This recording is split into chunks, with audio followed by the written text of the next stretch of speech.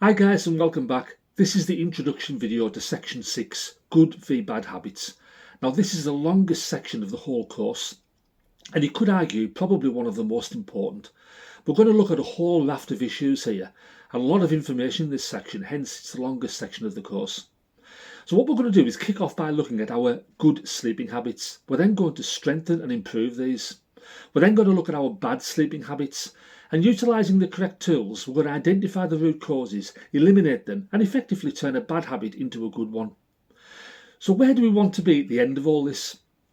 Do you remember on the initial videos setting up this course, we talked about a strong positive sleep culture, and this section of the course goes a long way to helping us to achieve that. We're going to look at how mental health issues can and will affect the quality of our sleep and effectively how to stop this happening. We then learn what we do through the day can significantly affect our sleep at night. We then look at putting into place some good daytime habits and embedding them into our lifestyle. We're going to look at positive affirmations and their benefits not only to life itself but also to helping us with sleeping issues. We're going to look again at nutrition. This time we're going to focus on our bad habits and how they develop and how to correct them with better, healthier alternatives. Exercise not only plays a vital role in the quality of our mental health, but also helps us to sleep better and for longer.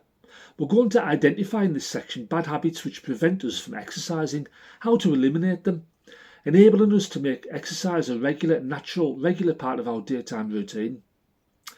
We're then looking again at alcohol. However, this time we're going to focus on effective prevention of what should be a healthy, positive social activity turning into a bad habit, chronic addiction, or possibly even worse. Again, I'm not a doctor and I can't stress this enough. However, it's always good and worthwhile to spend time looking at prescription medication, how that can affect our sleep. We're then going to look at possible, healthier, natural alternatives. Lastly, we're going to look at pre-sleep routine.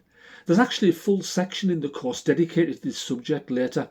However, we will look at some bad habits which could correct pretty fast, giving us some pretty good quick wins in this department. So I hope you enjoyed section 6. There's a lot of information here. I'll catch you on the next slide where we'll be looking at how to set up a strong positive sleep culture. Catch you later. Bye bye for now.